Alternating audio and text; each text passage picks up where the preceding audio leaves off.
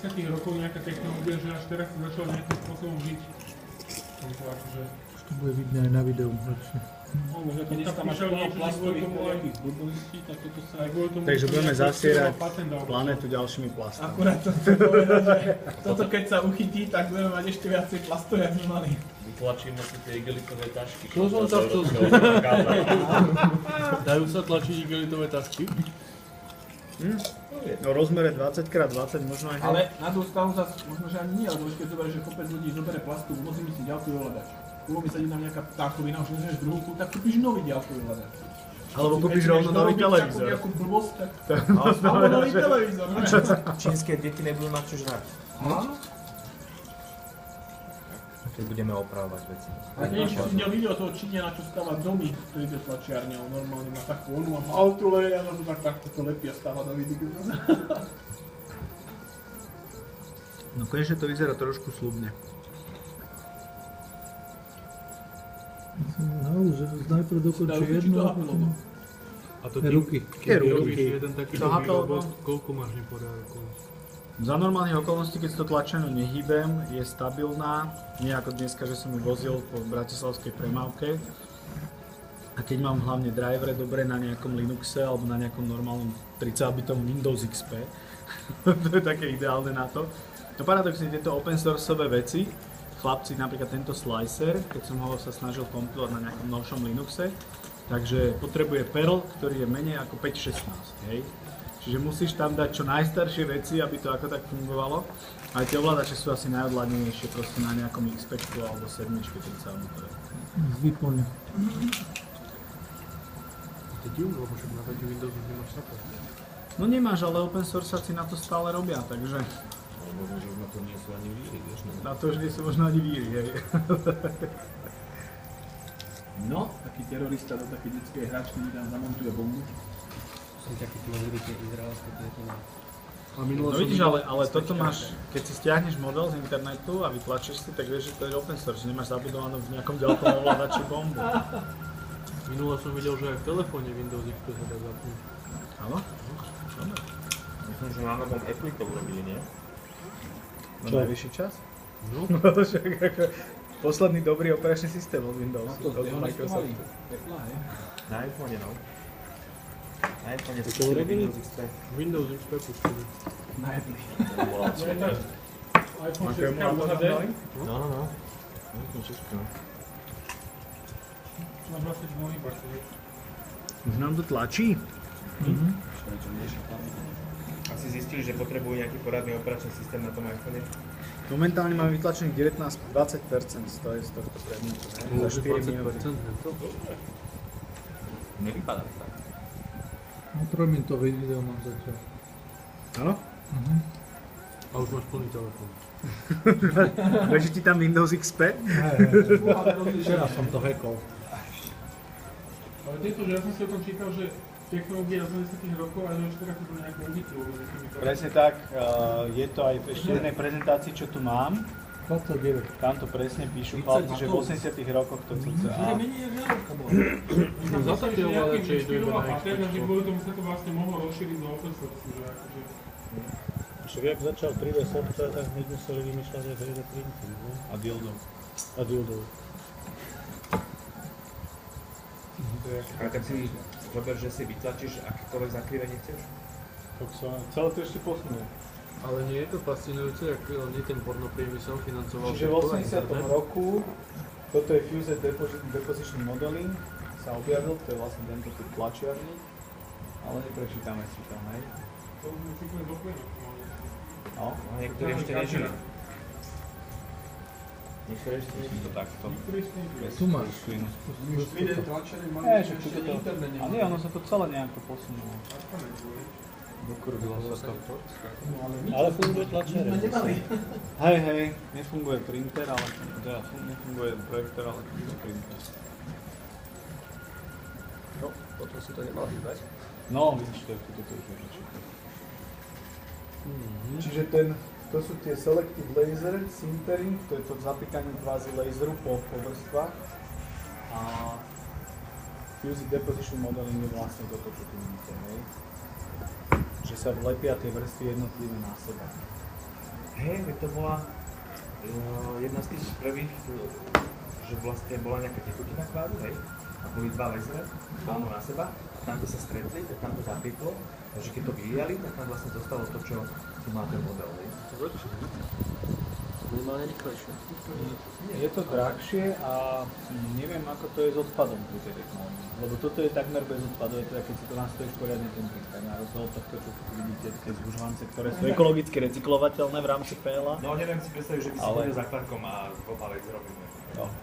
Tá synchronizácia musela... A druhá vec je, že koľko by tie dva laser žrali, keď sa stále pozrieš na ten wattmeter, tak je to celkom zaujímavá varianta. Takže... Ale myslím, že tak sa vystavovali aj tie obrázky do toho skla. Tam sa stretávajú pomôžu. Ono je to tu potom ďalej popísané, aj sú tu... Čiže to je buď teda tie možnosti subtractive manufacturing, to je to, čo sme sa bavili, že šrobovice, freska, opracovávaš nejaký existujúci materiál, čiže kopa odpadu de facto z toho, lebo častokrát 80% materiálu odpadne, hej, z toho. Kdežto buď to naslajsuješ tým slicerom, čo je ten additive manufacturing a po tých 2D vrstvách poskladaš ten 3D objekt, hej. Tu je zase, že v čom si to máš nadizajnovať, samozrejme na si lodičku, domčeky riešiš, hej. No a takto to vlastne vyzerá, že proste, samozrejme nie je to úplne presné, vždycky to má nejaké svoje medze, čiže ak je to nejaký poloblúk, hej, tak vidíte aj na tej čiapke, že sú to vždy vrstvy, kde sa to potom stretáva do nejakého kvázi. No, keď to vieš robiť teraz 0,2, tak ten rozdiel tam bude minimum. Hej. A to je potom vlastne, že XYZ, hej, že máš XY a kladieš po tých vrstvách jednotlivé. Čiže to na hlasku ako pičovi. No už to vyzerá nakoniec. 51%. Hej, no toto už vyzerá, že to bude aj viac. Už to začal robiť tie oblé veci. No jasné. Dievečka ako dievečka.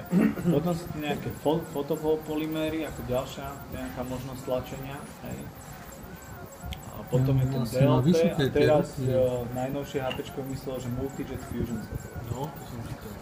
To si dneska čítal. Teraz už len ruky tlačí, už netlačí tie predlahtie. Nie, iba tie ruky, no. Teraz teoreticky môžeme zmenšiť tie jednotlivé diely panačka na 50% a urobiť si spoločného panačka opäť k tomu, hej. Aby sme to mali do čoho strčiť. No, ale ruka mi môže spraviť. Matriošky môžu vyzerávať. Akurát tá formalizácia, že nemôžu vlastne tie objekty, ktoré sú akože hore nohami. Hore nohami jedine s tou podporou, ktorú si potom orežeš. No. Tu sú, hovorím, sú rôzne typy podpory. Ja som tam dal akože takú najmenej hustú, som sa snažil dať tú podporu, ale stále to bolo tak pevné, že som to nevedel od toho objektu oddeliť. Hej. A navyše ten Slicer nie je najinteligentnejší program. Tých programov na to rozbitie, to čo som vám ja ukázal, sú tie open sourceové základné veci. Hej.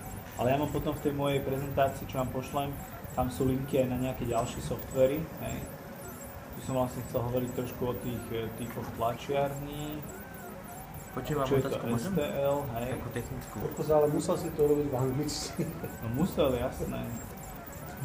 Profesionalita. Tie softvery, však ja čo tam napíšem, FreeCAD, jak to napíšem, hej? Vyrobenie modelu. Po slovensku, po slovensky.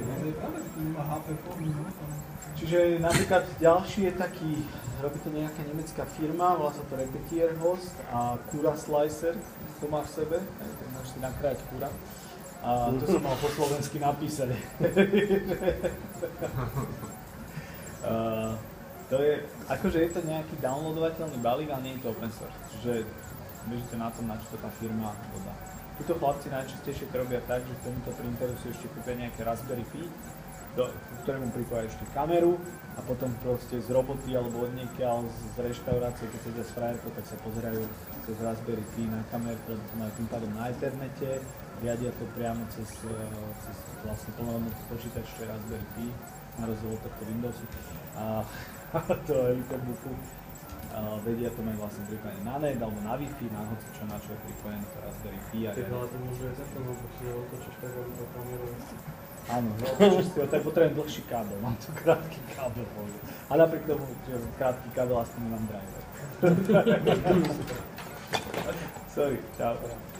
Predstavil som si to inak, chlapi, ale tak trošku nekoncepčne mi to Počuj, nevyšlo všetko. prečo tu máš dva podperné valčeky a tam iba jeden? No, prečo? Lebo tak je nadizajnované toto, dokonca tam mal ešte dlhé ložisko, tak ja som namiesto dlhého ložiska do tohto jedného dal také dve za sebou, ale vysmyklo sa to jedno, takže to je túto ložisko. Aha, Bez toho. Hej. dobre, a druhá otázka, že... Tak je navrhnutý ten dizajn toho... Čiže to sa hýbe? Aha, Čo to je? čo sa hýbe? To ložisko? Toto. Nemusí sa. Aha, jasné, jasné. Počuj, a ty si to vlastne iba namazal, hej? No jasné. Ložisko. Ale to nemá guličky v sebe, má? Mám, to nemám Vážne? ložisko. No, to sú lineárne ložiska, si to nehovorí. Čo ako je to z materiálu? Máš poskytovaný nejaký druhý týchto plastov? No, to je ďalšia zaujímavá kategória, že máš nielen plasty už dneska, ale máš nejakou, to čo sme sa bavili, kedy si z čoho robiť podlahu, alebo na terasu robiť, tak drevoplast, to znamená, že máš polyméry a v tom máš nejakých 40% dreva, takže tlačím normálne figurky, ten polymér je ako lepidlo a šachové figurky pekne tlačili, hej. Ale už normálne Čiže aj máš- kovové materiály. Máš lay wood, lay brick, ale snaží sa toto na základe